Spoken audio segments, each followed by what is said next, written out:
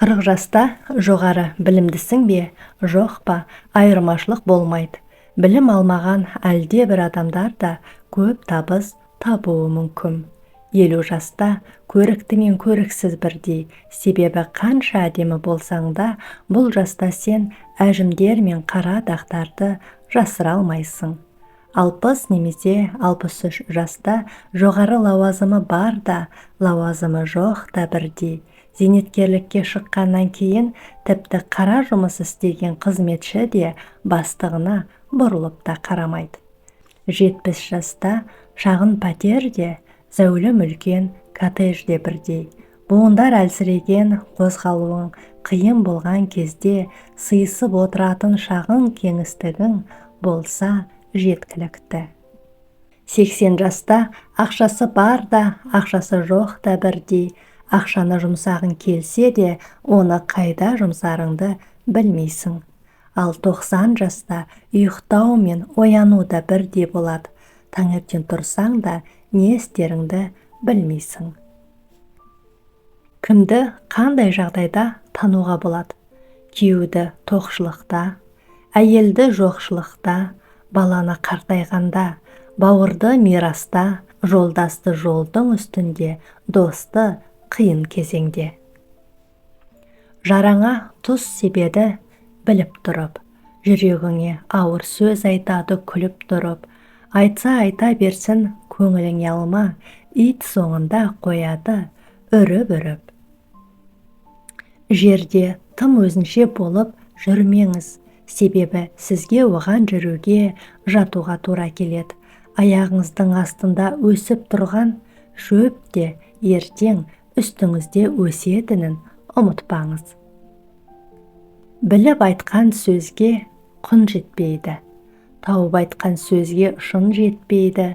Өзің білмесең, білгендерден үйрен, үйренгеннен ештеңең кетпейді. Бір уақытта барлығына жағу қиын.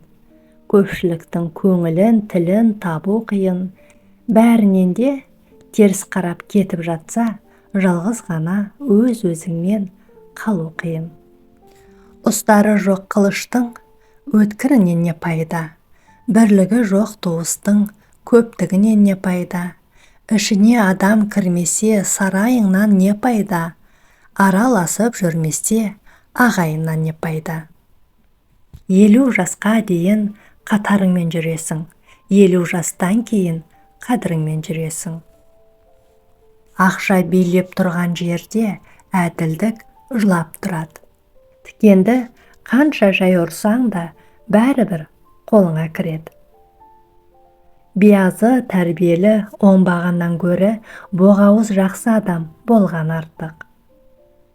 Біліңіз, шектен тыс өкпелеу адам бойындағы білімнің жетіспеушілігінен немесе адамның өзін өзі қабылдай алмауынан болатын нәрсе. Жастық шақта жасаған барлық істеріңіз есіңізде қалады. Жақсысы сізді қуантады, ал жаманы сізге ұйқы бермейді. Үнемі жалқаулық танытып, еңбектен қашатын және өмір бақи қиындықтардан қашып жүретін адамдардан асқан бақытсыз адам жоқ. Өмір сүрудің бірден бір қағидасы, өткен өміріңізді есіңізге түсіргенде, өзіңізден өзіңіз ұялмайтындай болыңыз. Шыншыл болыңыз. Өзгені алдаймын дегеніңіз, өзіңізді алдағаныңыз. Сіз өзгелерді алдап соқтым деп ойлағаныңызда, айналаңыздағылардың барлығы бұдан хабардар болады. Сонда сізден бәрі теріс айналып қана қоймай, сізді күлкі ететін болады. Сыртқы келбетіне шағымданатындар көп, бірақ ақылының аздығына шағым айтатындар тым аз. Диетаға, сараң еркекке, салыңқы көңіл күйге ысырап ететіндей өмір тым қысқа. Қартаю қызықсыз, бірақ бұл ұзақ өмір сүрудің жалғыз жолы.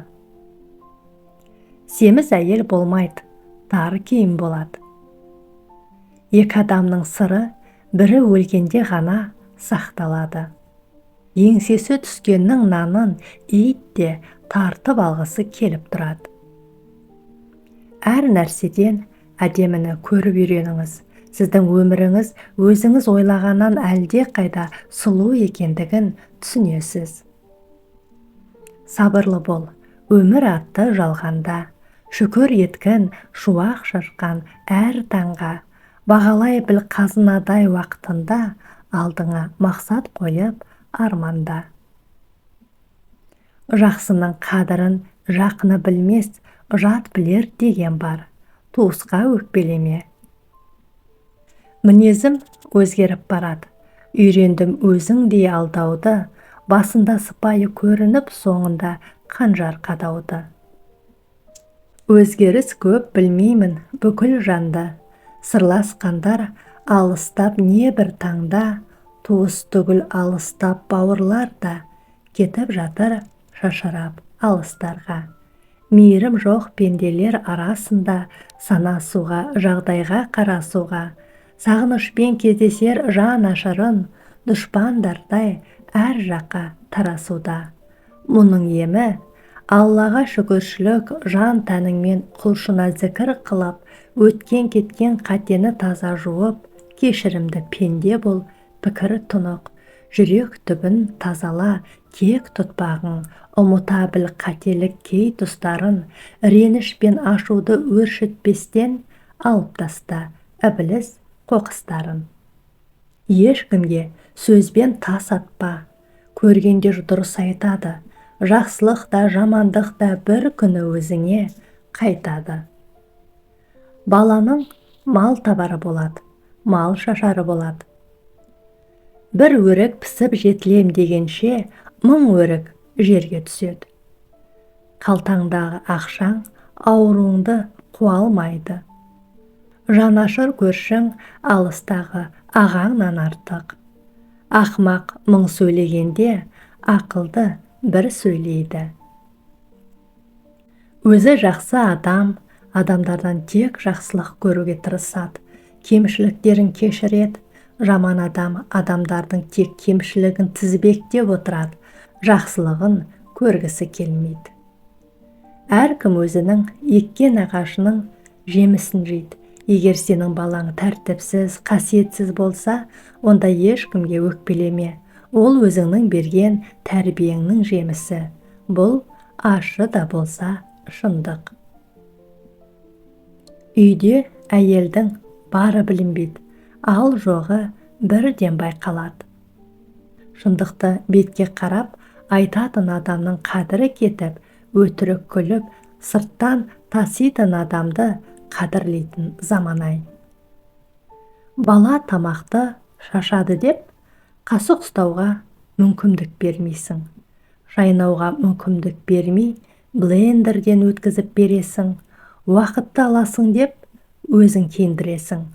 Үстіңді бүлдіресің деп ойнатпайсың. Жыламасаң болды деп, телефонды қолына ұстатасың. Енді балам сөйлемей жатыр деп, неге ренжисің? Кейде жаңбырдан қашамын деп, тесік шатырға тап боласың. Түлкінің қулығына тап болғаннан, арыстанның апанына түскен артық. Кішігірім қиындықтан қашқандар, таудайына жолғар. Бір қазанға екі аспаз таласса, өзгелер түстенуден қалады. Құрметті көрермен, ана тіліміздегі арнаны қолдай отырыңыздар. Қарағандарыңыз үшін көп рахмет, аман сау болыңыздар.